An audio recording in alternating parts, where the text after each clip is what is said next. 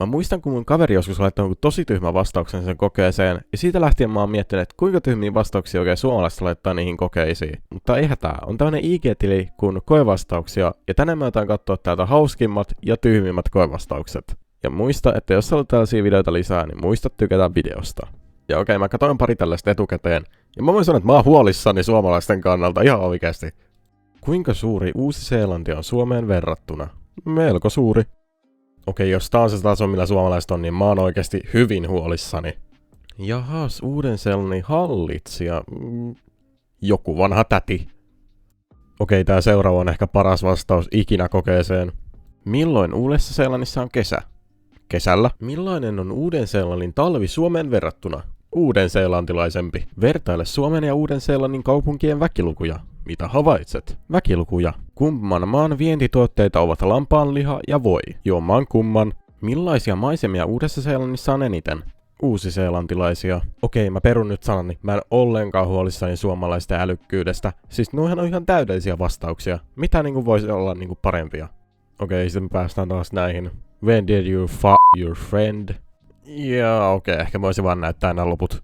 Ja tossa nähdään hyvä syy, että minkä takia kolmasluokkalaisille ei pitäisi antaa koepaperi eteen, koska toi käsialakin niinku ei kellään kuutosluokkalaisella tai ylempänä ole tollasta käsialaa. Mieti ja kirjoita sanoja, jotka mielestäsi kuvaavat Jumalaa. Okei, tai joku uskonnonkeja varmaan, mitäköhän tää on vastannut? Cool tyyppi. No joo, voi olla, että Jumala on ihan cool, mutta voisiko tuohon ehkä jotain muuta saada kuin cool tyyppi? Sen lisäksi tuo käsiala näyttää siltä, että on joku kakkosluokkalaisen kirjoittama. Niin oikeesti, annetaanko kakkosluokkalaisille tällaisia kysymyksiä niiden kokeisiin? Siis kun mä olin kakkosluokalla, niin mun kokeissa oli tyyli yksi kysymys, ja se oli tyyli, että mikä sun nimi on. Mitä tarkoittaa energian säilyminen? Kerää auringonvaloa purkkiin ja vapauttaa sateella. Siis tiedättekö, että mä vaan haluaisin päästä tämän oppilaan pään sisälle tämän kokeen aikaa ja tietää, miksi ihmeessä se on vastannut tolleen. Niinku auringonvaloa purkkiin ja vapauttaa sateella. Toi on aika kaukaa haetun vastaus, mitä sä olisit voinut ikinä antaa tuohon kokeeseen. Mitä haittaa on etanolin juomisesta? Maksa ei tykkää, aivot menee sekaisin. Sammut lumihankkeen ja kuolet sinne. Tai kesällä sammut järveen. Syksyllä suihkuun. Kevät onkin turvallisin aika nauttia etanolia. Mä jotenkin rakastan että tossa ei ole mainittu niinku sen haitoista niin ilmeisesti, vaan siitä, milloin on otollisin aika nauttia etanolia. Eli siis alkoholia näin suomeksi.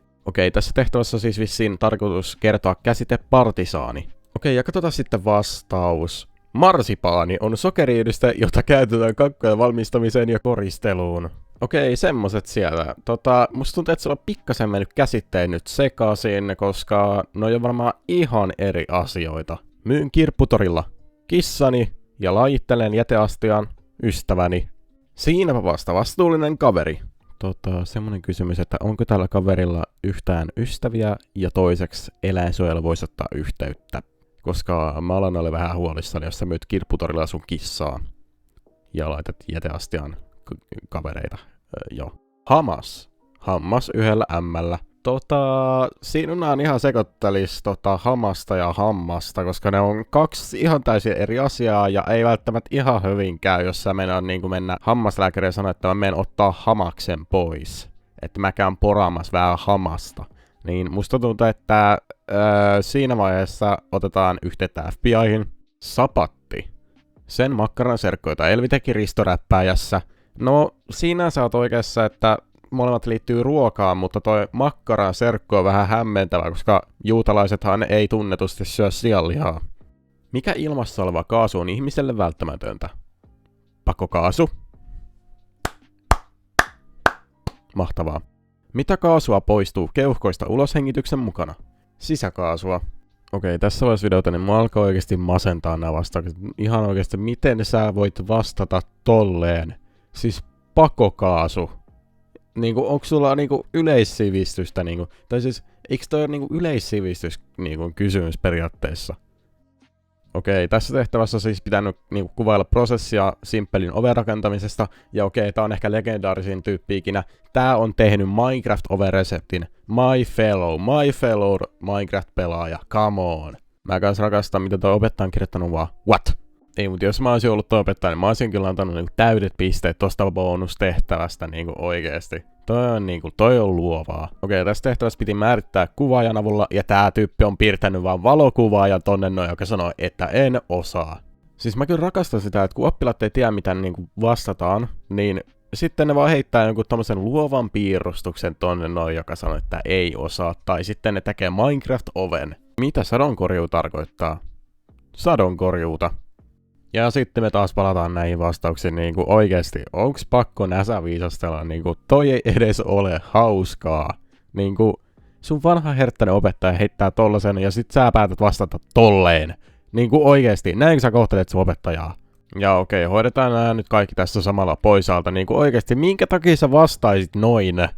Niinku oikeesti, kun te ette oo hauskoista heitätte tällaisia. Luuletteko te, että opettaja on silleen, että hyvä juttu, ota tästä 10. Ja jos te luulette niin, se ei mene niin, se ei mene niin. Teidän täytyy vastata, että millaisia oli kivikauden asumukset ja mitä tarkoittaa sadonkorjuu. Ja tää on taas yksi esimerkki siitä, että älä tuu kouluun, jos sulla on oikeasti huono päivä. Ja siis oikeasti, jos sulla on tosi huono päivä ja sulla ei olisi yhtään motivaatiota niin kuin mennä kouluun, niin älä oikeasti tuu, varsinkin jos sulla on koe. Jos se on oikeasti, jos se menee tähän näin, että sulla on oikeasti tällainen niin kuin motivaatio ja fiilis sillä hetkellä, niin älä tuu Jouko kouluun. Mä en halua katsoa sun naamassa, jos sä oot tolla fiiliksellä. Ei hemmetti, tää on varmaan paras. Jääkarhun pituus on 5 senttimetriä. Jääkarhun paino on 1 kilogramma. Jääkarhun ravinto. Makkarat. Miten jääkarhu hankkii ravinnot? Menee kauppaan ostaa makkaraa. Missä jääkarhuja elää? Suomessa. Kuinka paljon jääkarhuja on? 3. Mikä uhkaa jääkarhuja? Sammakot. Mitä? Kuka vastaa tolleen yhtään mihinkään? Siis miten voi olla noin tietämätön, että sä sanot, että jääkarhun pituus on 5 senttimetriä? Okei, musta tuntuu, että tää on tyyli trollilla niinku laittanut vaan noin tollaset vastaukset. Toi on oikeesti ihan sika hauska. Okei, viimeistä viedään viimein. Tässä pitää siis nimetä näitä työvälineitä ja ylin vaikutus olevan koeputki. Sitten tässä alempana on kippokuppi.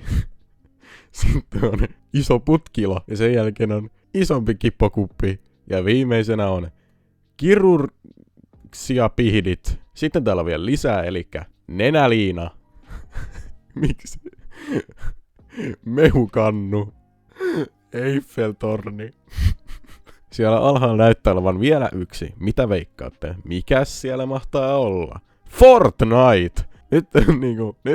Nyt on kyllä niin Jonne vastaus. Ei voi Jonnempaa vastausta olla niin koevastaukseen.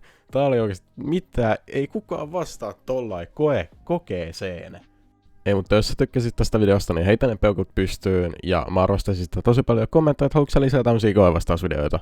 Että näitä on ihan hauska tehdä. Ja me nähdään taas seuraavassa videossa. Se on moro!